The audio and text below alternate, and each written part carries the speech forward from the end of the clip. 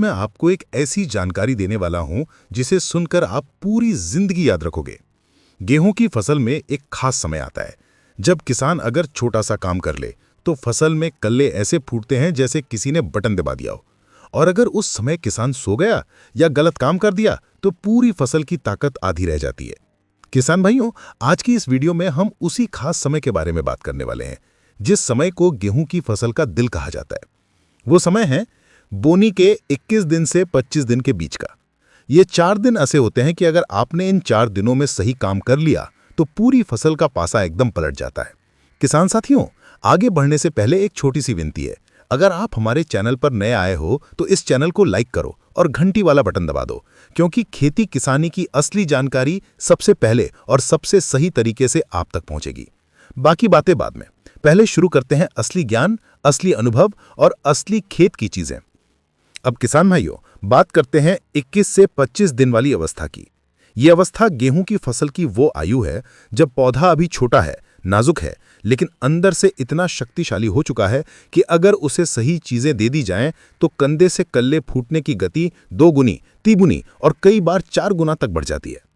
और यही वो समय है जब किसान कई बार लापरवाही कर बैठता है। कोई पानी अधिक कर देता है, कोई पानी रोक देता है, कोई यूरिया जल्द डाल देता है, कोई देर कर देता है। किसी के खेत की मिट्टी सख्त हो जाती है, किसी के खेत में पपड़ी जम जाती है। और यही सब गलतियां कल्ले बनने में रुकावट डालती हैं। इसलिए आज मैं आपको एकदम देसी तरीके से पूरा खेत वाला अनुभव रखते हुए बताने वाला हूं कि 21 से 25 दिन पर वो एक काम क्या है जिसे करना ही चाहिए और जिसकी वजह से मैं दावा करके कहता हूं कि कल्ले इतने फूटेंगे कि खेत में पैर रखने की जगह नहीं बचेगी। सबसे पहले समझो कि यह समय खास क्यों होता है। किसान भाई, गेहूं के पौधे में कल्ले 3 बार फूटते हैं। पहला हल्का फ्लश बोनी के 12 से 18 दिन के बीच आता है, दूसरा बड़ा फ्लश 21 से 30 दिन के बीच आता है और तीसरा हल्का फ्लश 35 से 45 दिन पर आता है। लेकिन सबसे बड़ा, सबसे ताकतवर और सबसे उपज देने वाला फ्लश यही 21 से 25 दिन का होता है।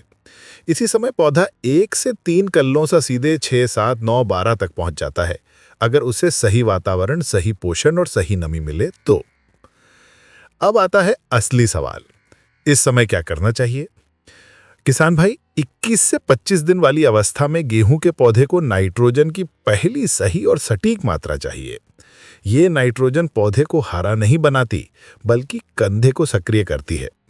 जब कंधा जाग जाता है तो वहां से नई आंखें खुलती हैं और वही आंखें कल्लों में बदलती हैं। इस अवस्था में ज्यादा नाइट्रोजन देना नुकसान है और कम देना भी नुकसान है। इसलिए किसान भाइयों को मैं हमेशा कहता हूं कि यूरिया की एकदम नाप तौल वाली मात्रा डालो। इस समय प्रति एकड़ 35 से 45 किलो यूरिया एकदम परफेक्ट है। इससे कम डालोगे तो कल्ले कमजोर होंगे, ज्यादा डालोगे तो पौधे लमुआ हो जाएंगे और फसल लेट जाएगी। अब बात आती है सल्फर की। किसान भाई, सल्फर को खेती में कई किसान नजरअंदाज कर देते हैं, लेकिन गेहूं के कल्लों के निर्माण में सल्फर की भूमिका सबसे खास होती है। ये पौधे में प्रोटीन बनाने की प्रक्रिया को तेज करता है और कंधे के पास मौजूद कल्लों वाले बिंदुओं को सक्रिय करता है। अगर सल्फर मिल जाए तो पौधा सिर्फ हरा भरा नहीं होता, बल्कि उसका हर पत्ता गाढ़ा हरा होता है। ये गाढ़ी हरियाली ही कल्लों की नींव है। इसलिए 21 से 25 दिन के बीच अगर आप 4 से 6 किलो सल्फर डाल देते हो तो कल्ले फटाफट निकलते हैं। अब आगे बढ़ते हैं माइक्रो न्यूट्रिएंट्स पर, खासतौर पर जिंक और आयरन पर। किसान भाई, जब पौधा छोटा होता है और पहली सिंचाई हो चुकी होती है, तब अक्सर पौधे की सबसे ऊपर वाली पत्ती हल्की पीली नजर आने लगती है। कई बार मैना सफेद जैसा दिखता है। ये पौधों में जिंक की कमी का संकेत होता है और आयरन की कमी से पत्तों में हल्का झुलसा या फीकी हरियाली दिखती है। अगर इन दोनों की कमी इसी अवस्था में दूर हो जाए तो कल्ले बनने की गति बहुत तेज हो जाती है। इसलिए किसान भाई 2 चीजें कर सकते हैं।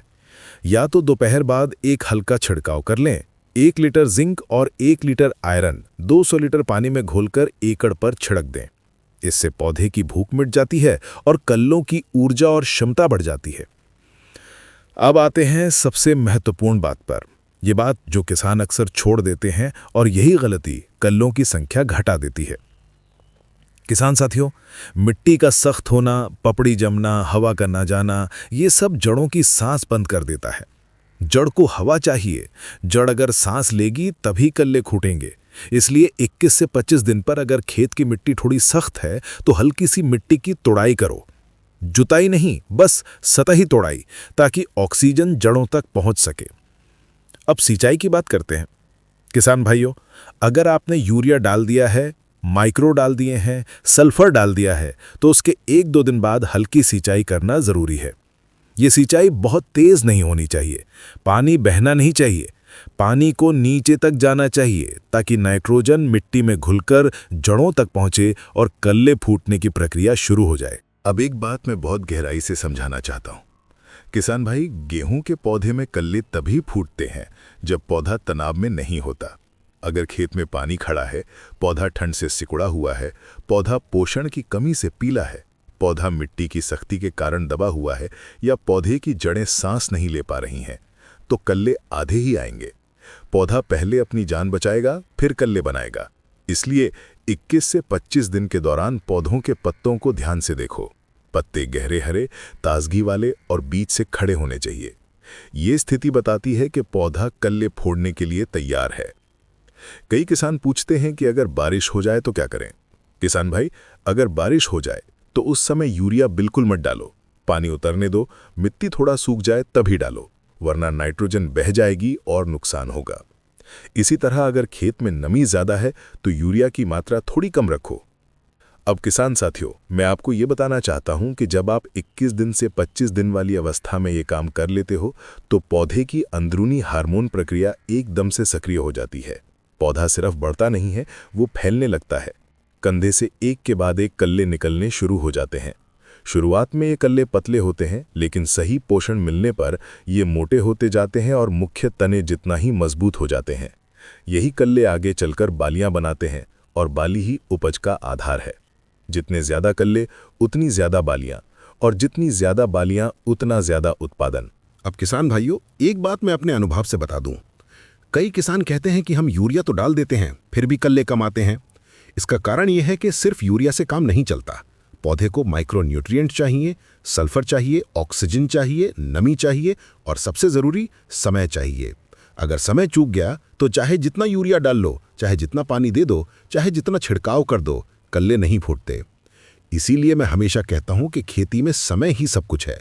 गेहूं का असली समय यही 21 से 25 दिन का है। अब आगे मैं एक छोटा सा शेड्यूल बता रहा हूं, जिसे अगर आप फॉलो करोगे तो कल्ले एकदम विस्फोट की तरह फूटेंगे। 21वें दिन पौधों का अवलोकन करो, पत्ती का रंग देखो, जड़ के आसपास हल्का मिट्टी झाड़ो, पपड़ी हो तो तोड़ो। 22वें दिन यूरिया की निर्धारित मात्रा डालो, सल्फर भी मिला दो। 23वें दिन आराम, यूरिया को जमीन में उतरने दो। 24वें दिन जिंक और आयरन का छिड़काव कर दो। 25वें दिन हल्की सिंचाई कर दो। किसान भाइयों, इतना करने के बाद आप खुद देखोगे कि 7वें से 10वें दिन के बीच इतने कल्ले निकलेंगे कि आपको खुद यकीन नहीं होगा। पौधे के चारों तरफ से छोटे छोटे तने निकलते हुए दिखेंगे, और यही आपकी फसल की ताकत है। अब बात आती है कि अगर कोई किसान ये सब नहीं करता तो क्या होता है। ऐसे में पौधे पतले ही रह जाते हैं, कल्ले कम आते हैं, जड़ें कमजोर रहती हैं, पत्ते फीके हो जाते हैं और उपज में सीधे 20 से 40% तक का नुकसान हो जाता है। अब किसान भाई, आखिर में मैं यही कहना चाहता हूं कि खेती में ज्ञान और समय दोनों जरूरी हैं। गलत समय पर सही काम भी बेकार और सही समय पर छोटा सा काम भी चमत्कार कर देता है। गेहूं के मामले में सही समय यही 21 से 25 दिन का है। अगर किसान इस समय सही पोषण, सही सिंचाई, सही माइक्रो और सही देखभाल करता है तो मैं पूरे अनुभव, खेतों की वास्तविकता और विज्ञान के आधार पर यह बात दावे के साथ कहता हूं कि कल्ले इतने निकलेंगे कि खेत में पैर रखने की जगह नहीं मिलेगी।